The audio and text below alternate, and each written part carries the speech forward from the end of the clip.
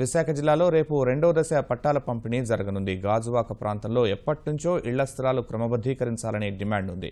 దీనిపై సానుకూలంగా స్పందించిన ప్రభుత్వం పట్టాలను పంపిణీకి ఉన్న సాంకేతిక అడ్డంకులను తొలగించింది.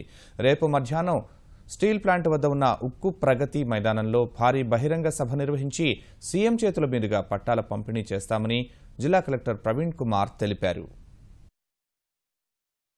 సెకండ్ ఫేజ్ 296 జియో అలాగే 301 ప్రకారం దాదాపుగా 21,225 మంది బెనిఫిషరీకి హక్ పత్రాలు అంటే పట్టా డిస్ట్రిబ్యూషన్ కార్యక్రమం మన విశాఖపట్నంలో స్టీల్ ప్లాంట్ ప్రగతి మైదానంలో చేయడం జరుగుతుంది.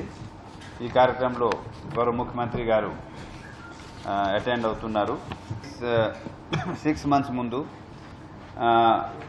దాదాపుగా 30,686 పట్టా డిస్ట్రిబ్యూషన్ బెనిఫిషరీకి పట్టా డిస్ట్రిబ్యూషన్ చేయడం జరిగింది.